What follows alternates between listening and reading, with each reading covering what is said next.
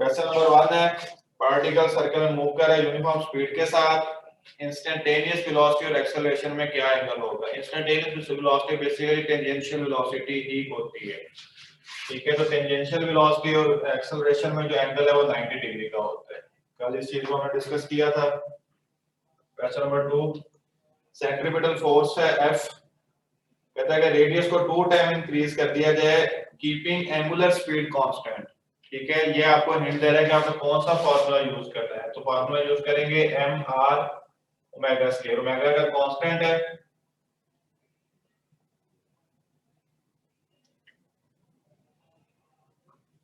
तो ये r जो है f डायरेक्टली प्रोपोर्शनल r के हो जाएगी और r को अगर 2 टाइम इंक्रीज करेंगे तो सेंट्रीपिटल फोर्स भी 2 टाइम्स इंक्रीज हो जाएगी। क्वेश्चन नंबर 3 फ्लाई व्हील है कांस्टेंट स्पीड के साथ रोटेट कर रहा है, एंगल हमने बताना है 1 सेकंड में।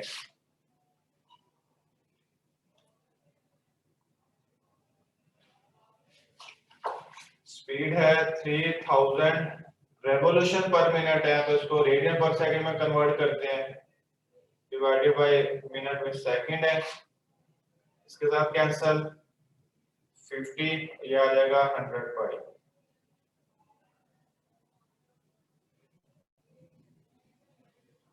ठीक है। और टाइम जो 1 सेकंड है, theta is equal to omega by T,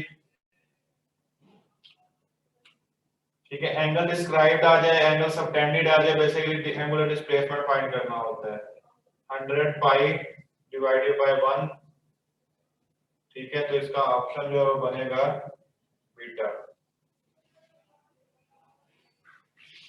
question number 4 if a particle moves in a circle making equal angles in equal interval of time its velocity, equal interval of time में equal angle है, इसका मतलब है वो उसकी velocity हर interval में constant है, तो उसकी सिर्फ डायरेक्शन चेंज होगी, beta option. Question number 5 particle horizontal circle में मूव कर रहा है with constant angular velocity will have, angular velocity उसकी कांस्टेंट है, उसका मतलब है उसकी वेलोसिटी कांस्टेंट है, डायरेक्शन चेंज हो रही है, उसकी जो एनर्जी है kinetic energy, for example kinetic energy उसकी कांस्टेंट रहेगी लेकिन उसका मोमेंटम जो है वो चेंज होगा, उसका बीटा ऑप्शन। क्वेश्चन नंबर 6 एक स्कूटर है, वो एक रेडियस 10 मीटर पर इतनी स्पीड से मूव कर रहा है, एंगुलर स्पीड फाइंड करनी है। एंगुलर स्पीड होती है v/r, ठीक है। तो v कितनी है जी 10 और r है 100, ये आ जाएगा 1/10 या इसको लिख लेंगे 0.1, 1/10 है ना। अगर आप इसको पॉइंट यहाँ पे लगा दें तो 1/10 अगेन हो जाएगा, तो यहाँ से इसका ऑप्शन बनेगा 40। क्वेश्चन नंबर 7 एक पार्टिकल है, उसका रेडियस r है, यूनिफॉर्म स्पीड 1 मीटर पर सेकंड है, time taken to complete one rotation s is equal to vt, rotation का टाइम है तो t कैपिटल लिख लेंगे s/v, ठीक है। और स्पीड उसकी 1 है, तो जब रोटेशन मुकम्मल करेगा तो उसका जो डिस्टेंस होगा वो 2 पाई r के इक्वल होगा, तो आंसर होगा 40। क्वेश्चन नंबर 8 हाँ जी पार्टिकल दो ये सर्कल्स हैं लेकिन वो जो डिस्क्राइब कर रहा है, एक ये वाला सर्कल है और एक ये कुछ इस तरह करके सर्कल है, इस तरह बना है, ठीक है। ये पॉइंट है A, ये पॉइंट है B, ये पॉइंट है C, ठीक है। उसमें एंटी क्लॉकवाइज मूव कर रहे हैं। वो कहता है when passing through B the angular velocity of P about A and C are in the ratio, यहां से मूव करेगा A और C पर, उसकी रेशियो फाइंड करनी है, क्या होगी। एंगुलर वेलोसिटी होती है v/r, ठीक है। तो A पर एंगुलर वेलोसिटी होगी va/ra और B पर जो होगी वो होगी vb और rb, तो रेशियो हमने फाइंड करनी है A एंड C पर, A और C पर, ठीक है। तो ओमेगा A और omega C is equal to VA over RA multiplied by RC over VC.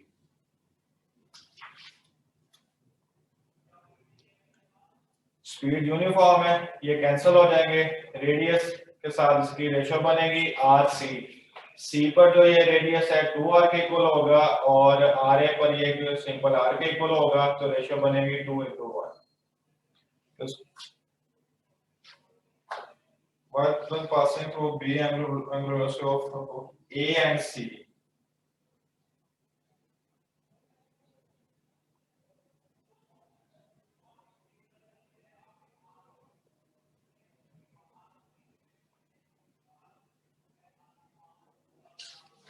sorry, RC पर रेडियस जो है, ये इसका रेडियस R है, ठीक है। C पर इसका जो रेडियस है C पॉइंट पर वो R ही रहेगा।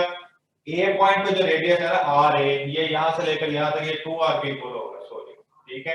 तो रेशियो जो है वो 1:2 बनेगी, यानी यहाँ पर RC का रेडियस C से B तक का R है, तो R1 जो है वो B से A तक यानी उसका डायमीटर के इक्वल है, तो रेशियो बनेगी 1 और 2 की। क्वेश्चन नंबर 8 का जो ऑप्शन बनेगा वो बनेगा 4। उसके बाद question number 9, a body is wheeled, wheel का मतलब रोटेट है, सब घुमा, हम इसका घुमा रहे हैं, व्हील कर रही है, कांस्टेंट हॉरिजॉन्टल सर्कल है, रेडियस है, एंगुलर वेलोसिटी गिवन है, लीनियर वेलोसिटी फाइंड करनी है।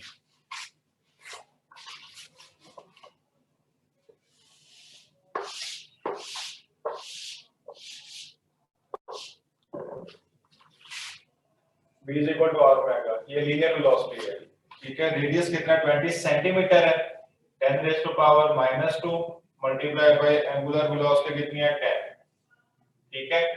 10 रेज़ टू पावर -2 को सॉल्व करने का एक तरीका है कि इसको इधर लिख लें, 100 आ जाएगा। 10 रेज़ टू पावर -2 जब डिनोमिनेटर में जाएगा तो पावर प्लस हो जाएगी, 10 रेज़ टू जो है 100 के इक्वल है, ये 10 इससे कैंसिल, ये इससे कैंसिल, तो आंसर आ जाएगा 2 मीटर पर सेकंड, डेल्टा ऑप्शन।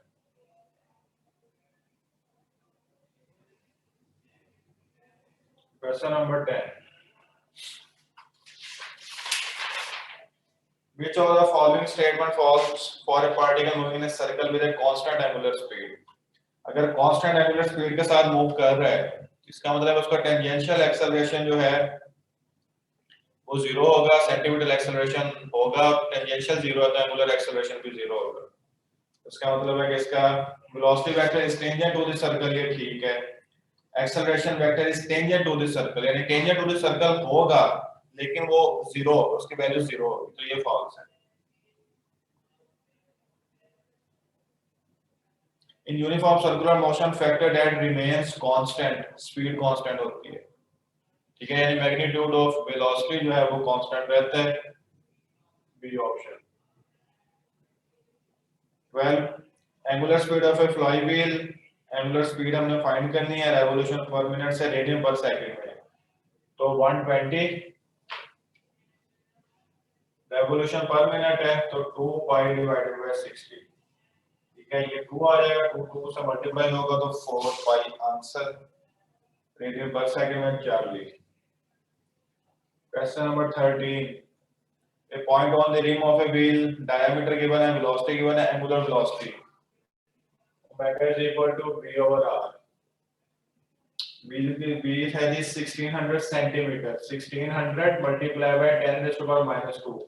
आपके पास जो आंसर है वो ऐसे यूनिट्स में है, तो आपने आंसर को ऐसे यूनिट में ही निकालना है, ठीक है। और व्हील का जो डायामीटर है वो 400 सेंटीमीटर है, डायामीटर जो है वो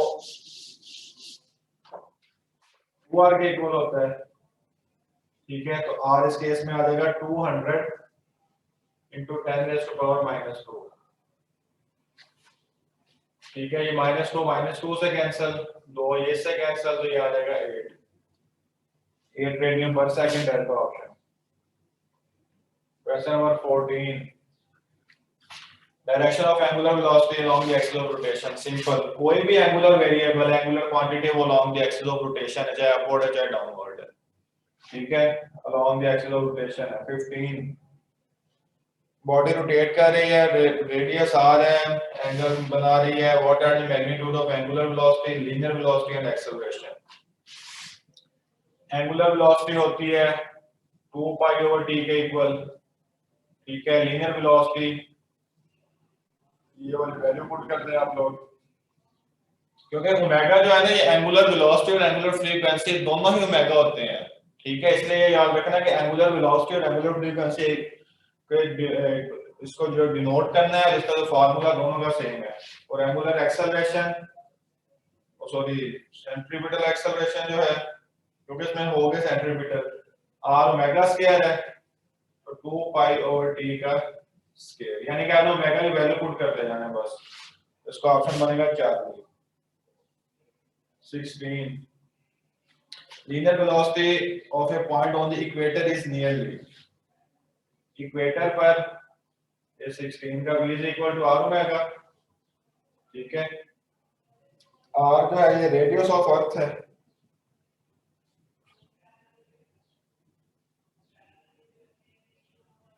आंसर ये आ जाएगा 6400, ठीक है।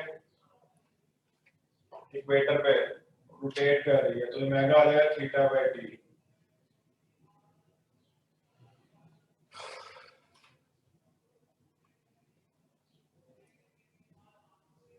इसको जरा आप लोग को सॉल्व कीजिएगा जरा, इसका ऑप्शन बनेगा अल्फा। ऑप्शन मैं आपको बताता हूं, उसको सॉल्व करें, अगर नहीं होगा तो एंड पे इसको फर्दर सॉल्व कर लेंगे, ठीक है। इसको सॉल्व करना आप लोगों ने। A wheel of radius turn through an angle of 30 degree, distance through which a point was the ring.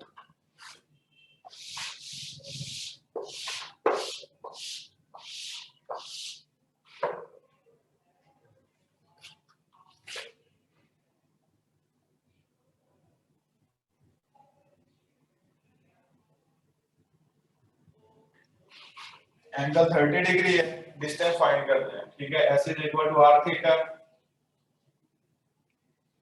r as it is है, थीटा जो है ये 30 डिग्री है, डिग्री को रेडियन में कन्वर्ट करना है, पाई बाय 180 हो जाएगा, ठीक है। रेडियन में कन्वर्ट हो जाएगा, ये आ जाएगा 6 पाई बाय 6 इनटू r, ये ऑप्शन बनेगा beta.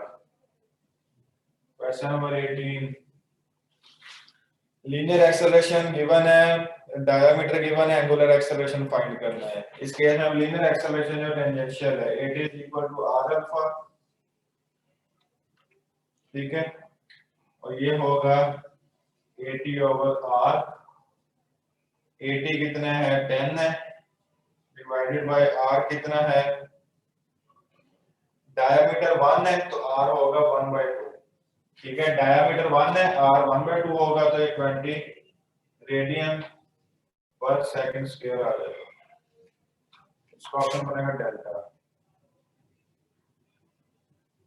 19, a wheel from 1 meter diameter makes revolution linear speed v is equal to r omega, इसमें भी v is equal to r omega आएगा, r जो है वो 1/2 हो जाएगा, इसका ऑप्शन बनेगा alpha.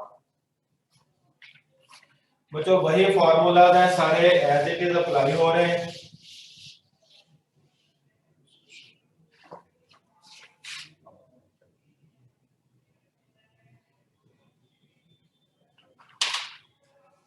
Force required to move a body of mass, velocity, a circular path of radius. तो जो बॉडी सर्कल में मूव करेगी उसको सेंट्रीपिटल फोर्स चाहिए mv स्क्वायर ओवर r, क्योंकि लीनियर वेलोसिटी गिवन है, मास 1 kg है, वेलोसिटी 100 हो जाएगी, 10 का स्क्वायर ये 0.1, ठीक है। 0.1 जो है ये डिवाइडेड बाय 100 है, और 10 है तो ऊपर चला जाएगा तो आंसर इसका b बनेगा। ये देखिएगा 100 डिवाइडेड बाय 1/10, डिनोमिनेटर का डिनोमिनेटर ऊपर चला जाता है, 100 मल्टीप्लाई बाय 10 ये आ जाएगा 1000 न्यूटन, ठीक है। उसके बाद क्वेश्चन नंबर 21, ये एंगुलर एक्सेलरेशन और r के दरमियान रिलेशन है, दोनों एक दूसरे के इनवर्स हैं, ठीक है ना। a is equal to r alpha है, दोनों एक दूसरे के इनवर्स है।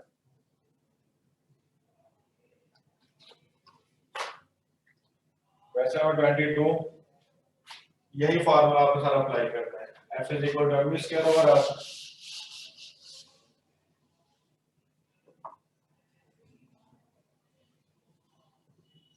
m जो है वो 1000 है और स्पीड है 72 डिवाइडेड बाय, इसको स्क्वायर में भी करते हैं, डिवाइडेड बाय आएगा रेडियस r। ठीक है, एक इसका तरीका ये है कि इसको यूं करेंगे 72 बल्कि ना मैं आपको बताता हूँ 72 किलोमीटर पर आवर। ठीक है, 72 मल्टीप्लाई बाय 5/18। अगर इसको 5/18 से मल्टीप्लाई कर देना किलोमीटर पर आवर को, तो किलोमीटर पर आवर मीटर पर सेकंड में कन्वर्ट हो जाता है। ये आ जाएगा 20 मीटर पर सेकंड। ठीक है, तो ये आ जाएगा 400। तो फिर 20 का स्क्वायर आना है ना, 2 से कट गए तो आंसर बनेगा डेल्टा। ठीक है, ये एक शॉर्टकट याद रखिएगा, किलोमीटर पर आवर को मीटर सेकंड में कन्वर्ट करने के लिए 5/18 से अगर मल्टीप्लाई करते हैं तो किलोमीटर पर आवर जो है वो मीटर पर सेकंड में कन्वर्ट हो जाता है। Question number 23, if satellite moves earth's atmosphere with constant speed, then satellite circle में मूव कर रहा है, सैटेलाइट का जो फोर्स है ना, ग्रेविटेशनल फोर्स जो है वो मिल रही है सैटेलाइट को, जो सेंट्रीफ्यूगल फोर्स मिल रही है वो अर्थ की ग्रेविटेशनल फोर्स की वजह से मिल रही है। तो सैटेलाइट की जो फोर्स की डायरेक्शन है towards the centre of the earth होगी। इसका जो ऑप्शन है बिट ऑफ बनेगा 23 का। 24, बॉडी मूव के सर्कल में, उसका रेडियस 4 मीटर है, स्पीड 8 है, सेंट्रीफ्यूगल फोर्स 128 है, मास आपने फाइंड करना है। mv स्क्वायर ओवर r है, तो ये आ जाएगा fr over v square is equal to m। ठीक है, फोर्स कितनी है 128 है, रेडियस है जी 4 और स्पीड है 8 का स्क्वायर। ठीक है, इसको आप आसानी के लिए 8 मल्टीप्लाई बाय 8 लिख लें। 4 2s are 8, इसको इसके साथ कर रहे हैं 2 8 है, कूल 8 का तो बीटा ऑप्शन बनेगा इसका। 8 को स्क्वायर करेंगे ना 64 आ जाएगा, उससे भी हो जाएगा 64 में इसके साथ 2 के साथ करते हैं। ठीक है, और फिर आसान कर लें, लेकिन अगर कोई कंफ्यूजन आ रही है तो 8 का 2 को लिख लें 64, ये 2 के साथ कटा, ये आंसर आ जाएगा 24। एंगुलर स्पीड फाइंड करनी है, बीटा ऑप्शन हो गया, फार्मूला ये simple. 26, uniform circular motion is direct consequence of, uniform circular motion में सिर्फ एक फोर्स होती है सेंट्रीफ्यूगल फोर्स, उसका मैग्नीट्यूड कांस्टेंट होता है mv स्क्वायर ओवर r। ठीक है, क्योंकि m v r तीनों चेंज नहीं होते तो बॉडी सर्कल में मूव करती है, लेकिन डायरेक्शन चेंज होती है और डायरेक्शन हमेशा towards the centre of the circle होती है।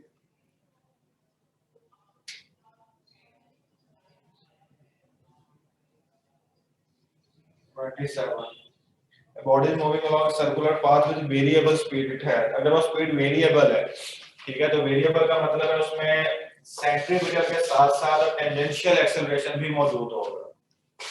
ठीक है, तो डेल्टा ऑप्शन आ जाएगा। 28, पार्टिकल का मास है, ये मोमेंटम वाला फार्मूला का है, ये फार्मूला हमने डिस्कस किए थे, डायरेक्ट में फार्मूले से लिखा है उसका ऑप्शन है, फार्मूले का हमने डिस्कस किए तो आप देख लेंगे। उसके बाद 29 है, व्हील रोटेट कर रहा है 600 रेवोल्यूशन पर मिनट में, इसको कन्वर्ट करें थीटा में 1 सेकंड में, थीटा जो 2 मेगावाट डी, इसका ऑप्शन बनेगा बीटा। 30, हाँ जी,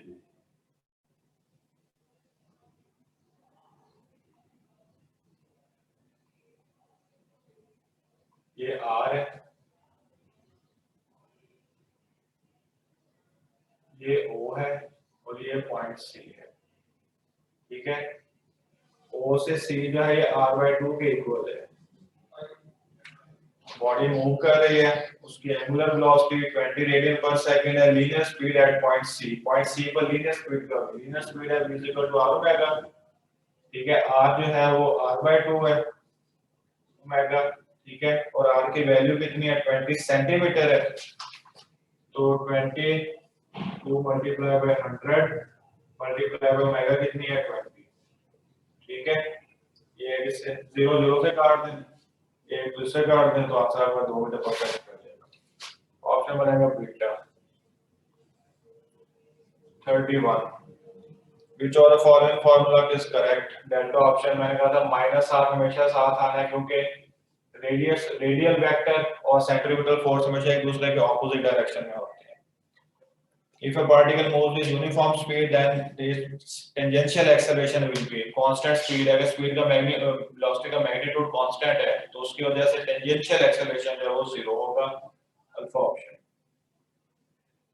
33 पार्टिकल राउंड में मुकम्मल कर दे।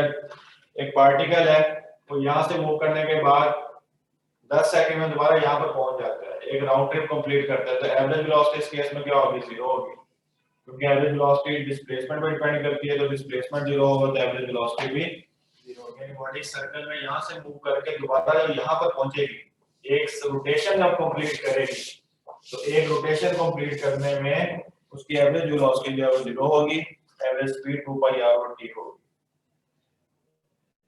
23 और 4 सेंट्रीपिटल एक्सेलरेशन। सेंट्रीपिटल एक्सेलरेशन होता है v स्क्वायर ओवर r, ठीक है, r square omega square over r is equal to r omega square, ठीक है।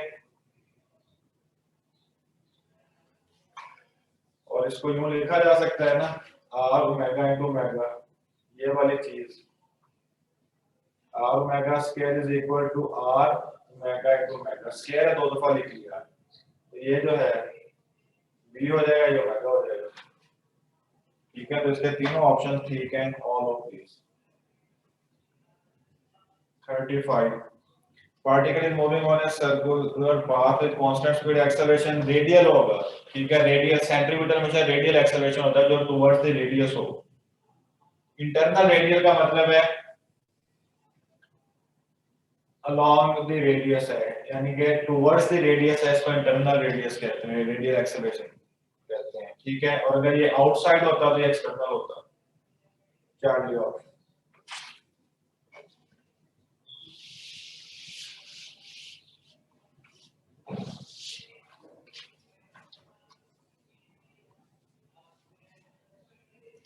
A 500 kg car takes turn, radius है, velocity given है, centrifugal force find करनी है। F is equal to mv square over r, ठीक है। अब speed जो है 36 है, इसको 5 over 8 से 3 से मल्टीप्लाई कर दें, 10 मीटर पर सेकंड आ जाएगी। तो मास कितना है 500 है, साथ है 10 का स्क्वायर 100 डिवाइडेड बाय r 50, इसको मल्टीप्लाई करते हैं तो 1000 न्यूटन। चार्ली ऑप्शन आएगा। 37 For a particle in uniform circular motion relation hold acceleration a, मैंने बताया कि a जो है टेंजेंशियल एक्सेलरेशन होता है, b option. 38 angular velocity given है, रेडियस भी गिवन है, linear velocity v equal to r omega, ठीक है। रेडियस पर सेकंड में गिवन है ना, तो हो जाएगी 70 मल्टीप्लाई 0.5 है तो 5 और 10 हो जाएगी, 7 5 are 35, beta option. 39 car is moving with high velocity when it has a tell a force act on outward because of, एक एविएशन एज रिएक्शन है, जब इनवर्ड फोर्स एक्ट करती है, इस बॉडी पर इनवर्ड फोर्स एक्ट कर रही है सेंट्रीपिटल, लेकिन ये बॉडी इनवर्ड गिरती क्यों नहीं है, बॉडी सर्कल में मूव कर रही है, इनवर्ड फोर्स के वजह से वो सर्कल में मूव करती है लेकिन गिरती क्यों नहीं है। उसकी रीजन ये है कि जैसे सेंट्रीपिटल फोर्स एक्ट करती है, इसी तरह इस पर सेंट्रीपिटल फोर्स के साथ साथ एक और फोर्स एक्ट कर रही होती है जो इस फोर्स के ऑपोजिट होती है, वो कहलाती है सेंट्रीफ्यूगल फोर्स, ठीक है। वो सेंट्रीफ्यूगल फोर्स है वो रेडियली आउटवर्ड होती है, तो उसका ऑप्शन बनेगा beta. 40 angle 10 radian is equal to 1 radian is equal to 57.3 degree और 10 रेडियन जो है ये हो जाएगा 57.3 divided by 10 multiply by 10 573 degree alpha option इसका। क्वेश्चन नंबर 41 कार मूव कर रही है, वो किसी मड में से पास करती है, मड टायर के साथ स्टिक हो जाती है, ठीक है। उसके बाद जब वो लीव करेगा ग्राउंड को, लीव करता है हमेशा टेंजेंशियल पॉइंट पे, ठीक है। जब वो लीव करेगा इस केस में उसकी जो डायरेक्शन है वर्टिकली अपवर्ड हो जाएगी, ये option.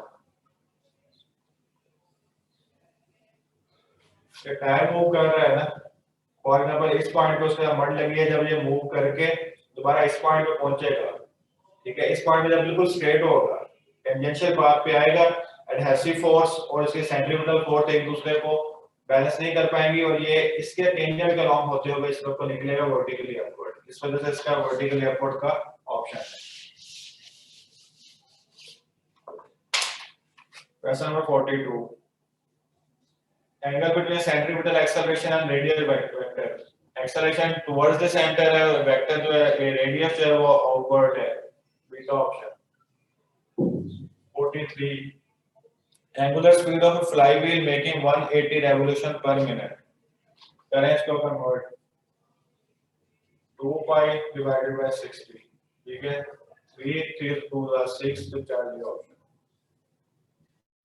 44 in a circular motion if angular velocity and angular acceleration parallel then body becomes, angular velocity जब भी velocity acceleration सेम डायरेक्शन में होगा इसका मतलब है बॉडी की वेलोसिटी इंक्रीज कर रही है, इंक्रीज का मतलब है फास्टर हो रही है।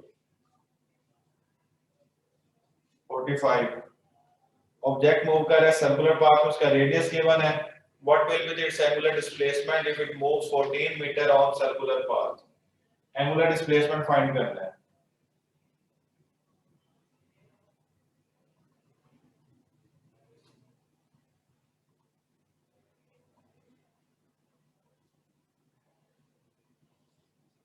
एस ओवर आर, तो डिस्टेंस उसने कवर किया है वो 14 है और रेडियस 4 है, तो ऑप्शन बनेगा 4। Question number 46 A car is taking on a level road may be thrown outward, एक कार मूव कर रही है, कर्व आ रहा है, कर्व पाथ में मूव कर रही है लेकिन वो मूव नहीं कर पाती, सड़क से पीछे को निकल जाती है, स्लिप हो जाती है। स्लिप उस वक्त होगी जब उसको नेसेसरी सेंट्रीपिटल फोर्स प्रोवाइड नहीं होगी, ठीक है, उस वजह से वो आउटवर्ड मूव कर जाएगी, चार्ली ऑप्शन। 47 एक सैटेलाइट मूव कर कांस्टेंट स्पीड के साथ with statement about momentum and kinetic energy is correct, लेकिन कांस्टेंट स्पीड होगी तो काइनेटिक एनर्जी कांस्टेंट होगी, मोमेंटम चेंज होगा, सिंपल बात है, डी ऑप्शन होगा इसका। 48 एक स्ट्रिंग ब्रेक करता है, टेंशन अगर 10 न्यूटन से एक्सीड कर जाती है, स्टोन का मास है वो भी गिवन है, लेंथ भी गिवन है, हॉरिजॉन्टल सर्कल में maximum angular velocity omega is equal to v over r,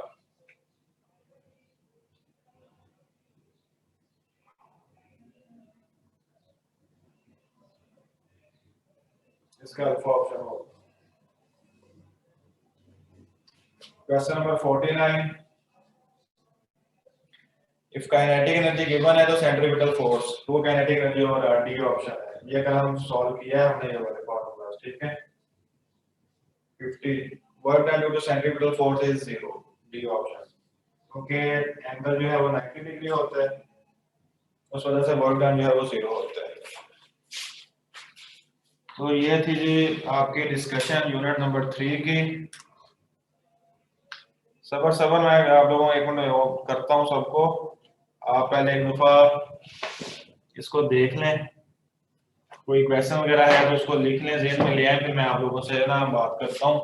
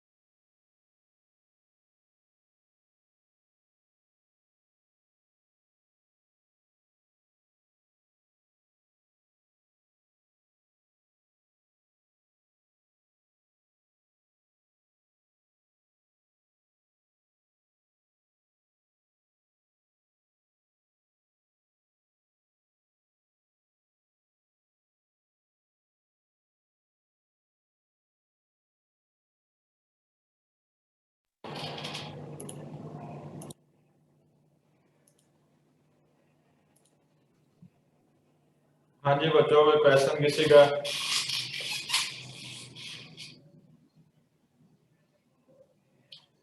sir 7 समझा दें, सर्कल वाला। 7 सर एक बात पूछनी थी। 7 वाले में देखिए, टाइम हमने फाइंड करना है, time taken to complete one rotation. साथ में देखें 7 वाला formula S is equal to VT है ना, तो ये time required to complete one vibration है, ये हो जाएगा S/V। ठीक है, S जो है इस केस में आ जाएगा 2 पाई r। जब एक कंप्लीट रेवोल्यूशन होती है तो डिस्टेंस आ जाएगा 2 pi r divided by v 1 metre पर सेकंड है, तो आंसर आपका 2 पाई r ही आ जाएगा। सर क्वेश्चन 16 समझा दो। बात समझ आ गई आपको? जी सर। ठीक है। सर सेंट्रीपिटल और सेंट्रीफ्यूगल फोर्सेस जो होते हैं वो सेम बॉडी पे एक्ट करते हैं या डिफरेंट पे? सेम पे। सेम पे, तो फिर वो सर बैलेंस कर देंगे एक दूसरे को। हाँ जी, नेट फोर्स 0 हो जाएगी। सेम पे है, नेट फोर्स 0 हो जाएगी। ठीक है, ओके बॉडी थैंक अपने यू। स्टेट को चेंज नहीं करेगी। सॉरी सर, आपने क्या कहा? बॉडी अपने स्टेट को चेंज नहीं करेगी अगर नेट फोर्स 0 हो जाती है ना, यानी वो सर्कल में मूव कर रही है, वो सर्कल में मूव ही करती रहेगी। Okay sir. जी, और किसी का कोई क्वेश्चन? सर क्वेश्चन नंबर 22 का बीटा आंसर नहीं होगा। बच्चे आपकी आवाज नहीं आ रही, क्या कहा है आपने?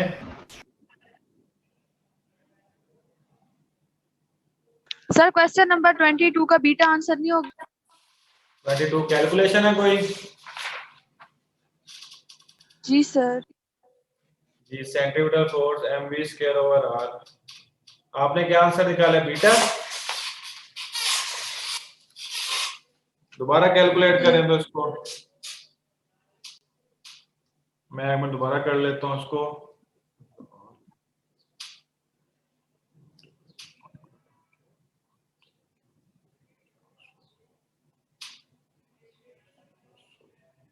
नहीं बच्चे, 4000 ही आ रहा है।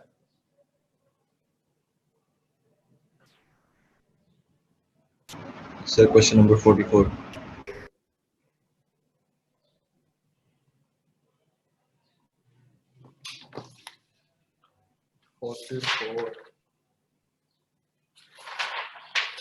फोर्टी फोर में आपने ये याद रखना है कि अगर वेलोसिटी और एक्सेलरेशन की डायरेक्शन सेम हो, पैरेलल का मतलब है सेम डायरेक्शन, ठीक है, इन दोनों की वेलोसिटी और एक्सेलरेशन की डायरेक्शन सेम उस वक्त होती है जब वेलोसिटी जो है वो इंक्रीज हो रही हो, ठीक है। तो उस वक्त एक्सेलरेशन जो है वो, इसका मतलब है कि एंगुलर एक्सेलरेशन जो है बॉडी की जो मोशन है वो तेज हो रही है, बॉडी की मोशन तेज हो रही है। सर क्वेश्चन नंबर 27 समझा दें। 27? Yes sir. जब बॉडी सर्कल में मूव करती है, कल ये बात मैंने आपको बताई थी, जब बॉडी सर्कल में मूव करती है उसकी वेलोसिटी के जो स्पीड की वजह से एक्सेलरेशन टेंजेंशियल होता है और जो डायरेक्शन की वजह से एक्सेलरेशन वो सेंट्रीपिटल होता है। लेकिन यूनिफॉर्म सर्कुलर मोशन में बॉडी की जो स्पीड कांस्टेंट होती है, हर पॉइंट पे एक जैसी स्पीड होती है, तो टेंजेंशियल एक्सेलरेशन 0 होता है। लेकिन इसमें उसने कहा कि अगर उसकी स्पीड वेरिएबल हो, ठीक है, तो वेरिएबल स्पीड होगी तो टेंजेंशियल एक्सेलरेशन जो है वो एग्जिस्ट करेगा, सेंट्रीपिटल टेंजेंशियल दोनों होंगे। Sir, can you explain question 30? Which question? 30. 30.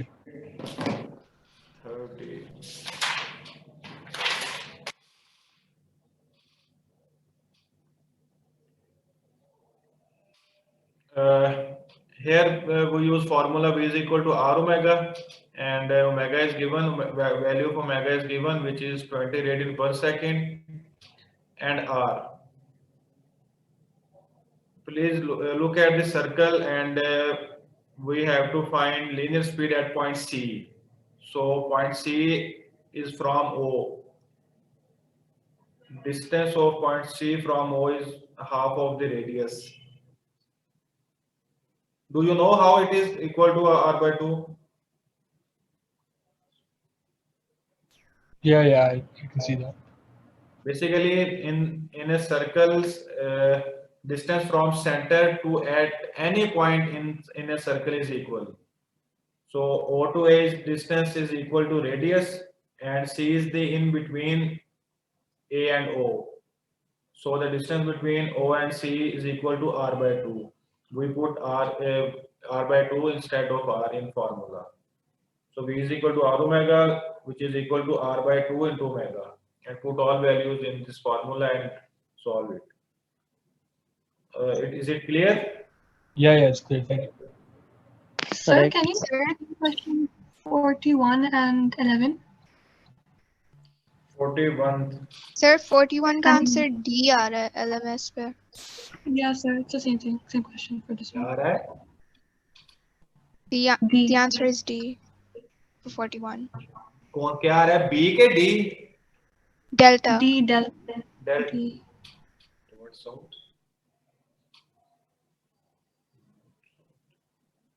East, west, north, south. North.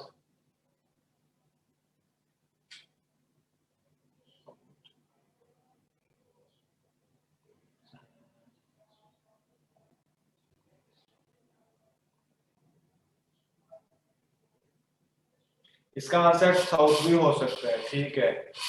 इसका आंसर मुझे अल्फा भी हो सकता है, साउथ भी हो सकता है. साउथ इस केस में हो सकता है कि क्योंकि इसने टेंजेंशियली मूव करना है.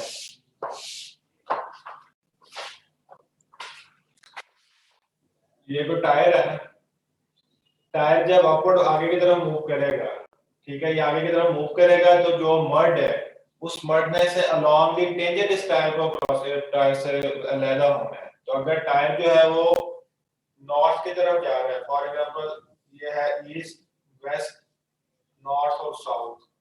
टायर अगर नॉर्थ की तरफ जा रहा है तो मड जो है अलोंग द टेंजेंट इसके ऑपोजिट अगर निकलेगी, ठीक है, तो नॉर्थ के ऑपोजिट साउथ है तो वो अलोंग द टेंजेंट साउथ बनेगा. इस वजह से यहां से उन्होंने साउथ लिखा है.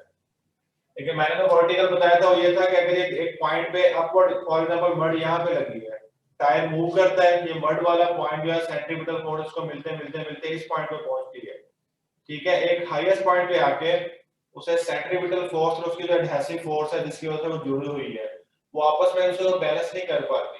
इसको रिक्वायर्ड सेंट्रीपिटल फोर्स नहीं मिलती तो ये मड जो है इस डायरेक्शन में मूव कर जाती है. इस वजह से मैंने अपवर्ड का कहा था. लेकिन साउथ का ये समझ लें कि इसने अलोंग द टेंजेंट निकलना है. टायर अगर नॉर्थ की तरफ जा रहा है तो उसके ऑपोजिट मड जो है अगर वो मूव करती है तो फिर वो साउथ का ऑप्शन बनता है. Sir, question number 16. Sir, question number 16. Yes. 16.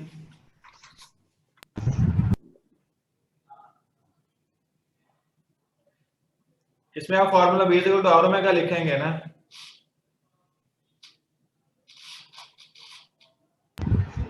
Sir solution करवा दें 16 मैं आपको एक बार सॉल्व, बच्चों एक मिनट ठहरेगा, मैं आपको सॉल्व करवाता हूँ. मुझे कॉल आ रही है घर से, मैं सुन लूँ, मैं आपको सॉल्व करवाता हूँ.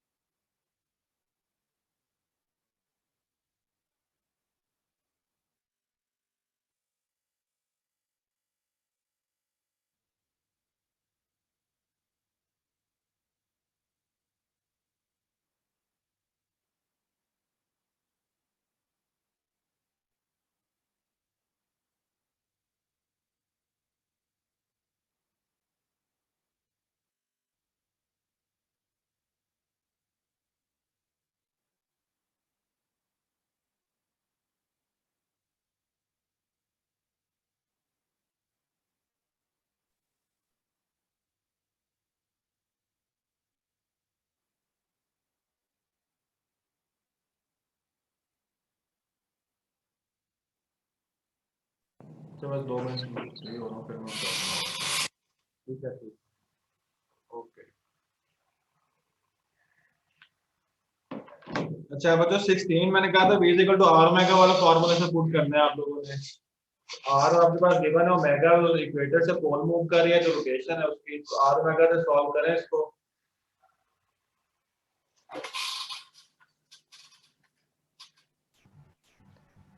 Sir, can you explain question number 11? Okay 1 second. Question number 16 जो उन्होंने कहा था वो बात क्लियर हुई उनको?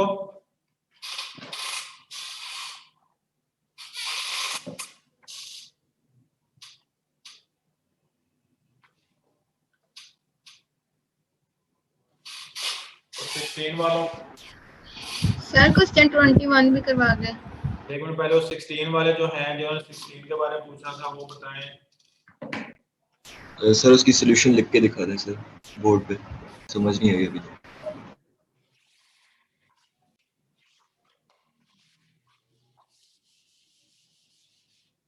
ऐसे आपको बता दूं, सॉल्व आपने खुद करना है। v is equal to r omega, r 6400 है और ओमेगा जो है ये बनेगा theta over t 2 pi radian divided by 24 multiply by 60 multiply by 60। ठीक है, और इसको आप ना मीटर में कन्वर्ट कर लीजिएगा। 100 multiply by 10 raise to power 3 है इसका रेडियस है किलोमीटर।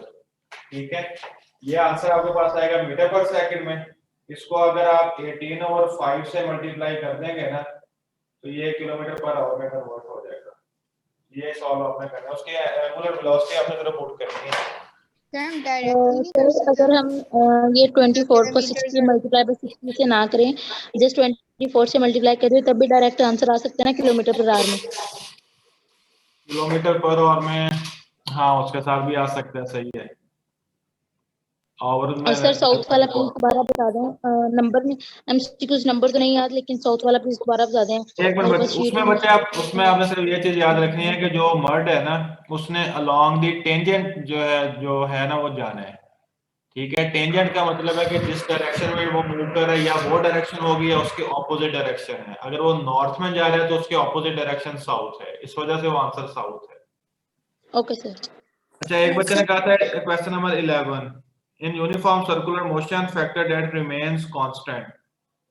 ये बच्चे कल बात मैंने डिस्कस की थी कि यूनिफॉर्म सर्कुलर मोशन में जब बॉडी एक सर्कल में मूव करती है उसकी जो स्पीड है वो हर पॉइंट पे कांस्टेंट होती है। ठीक है, या मैग्नीट्यूड ऑफ वेलोसिटी या स्पीड कांस्टेंट होती है, डायरेक्शन उसकी चेंज हो रही होती है। तो स्पीड वो फैक्टर है जो हर पॉइंट पे कांस्टेंट रहता है। But sir, they mentioned linear velocity. Linear velocity should also be constant, and the magnitude of acceleration should also be constant, and then also the speed. Like, shouldn't all three of these be the correct answer? No, linear velocity and magnitude of linear velocity are two different things. If they specify the magnitude of linear velocity or magnitude of acceleration, then we can say that all of these option is correct.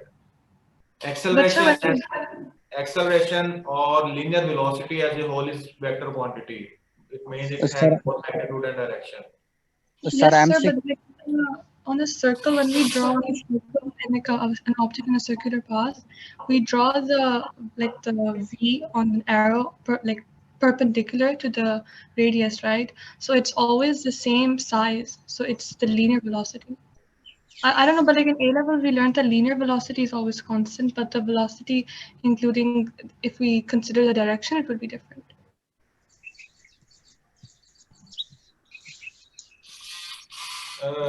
If body is moving in a circle, then at any point we draw a tangent. This tangent indicates the direction of tangential velocity, which is also called linear velocity. That's correct. Yes. But this linear velocity has both magnitude and direction. Its magnitude is a specific value at a specific point on this circle, and it has also a direction which is attached with it. And this direction is determined by drawing the tangent to the circle. So it means this linear velocity has both magnitude and direction. Magnitude is a numerical value and the direction is along the tangent. So magnitude of linear velocity, we can say that magnitude of linear velocity can remain constant in this case, but linear velocity does not remain constant because it has both magnitude and direction.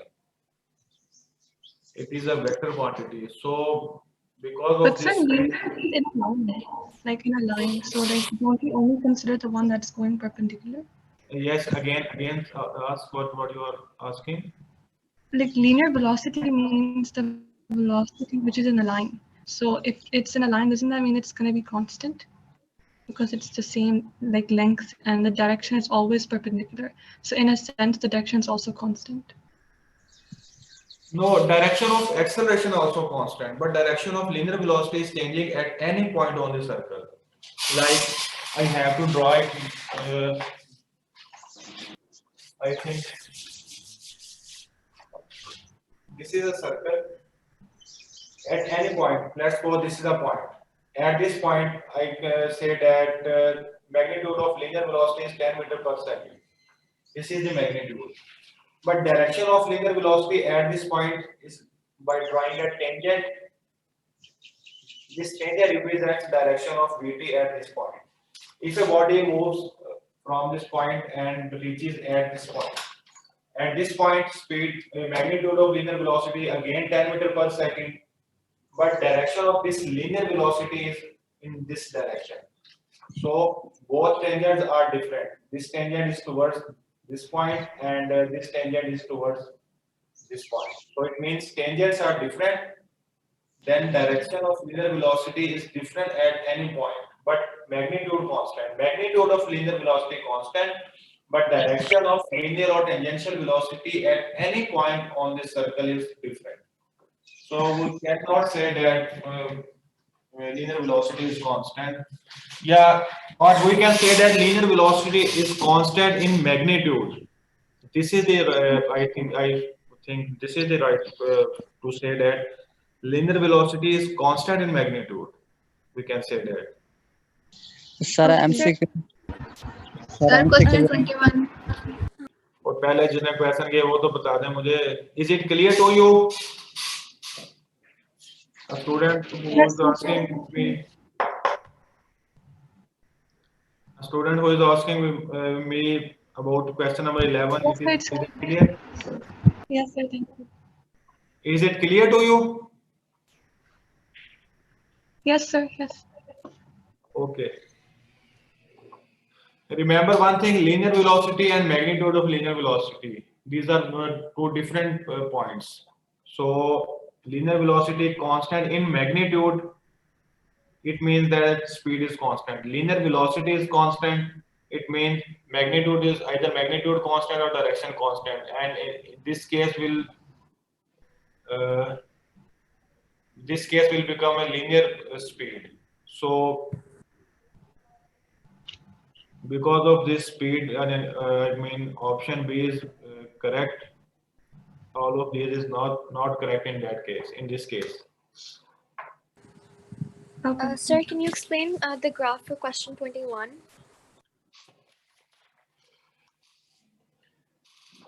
This graph is between angular acceleration and radius. According to formula, tangential acceleration is equal to r alpha. This is tangential acceleration, this is angular acceleration, this is radius. Both are inversely proportional to each other. So, for inversely proportional, the graph would be like this. So is the option B.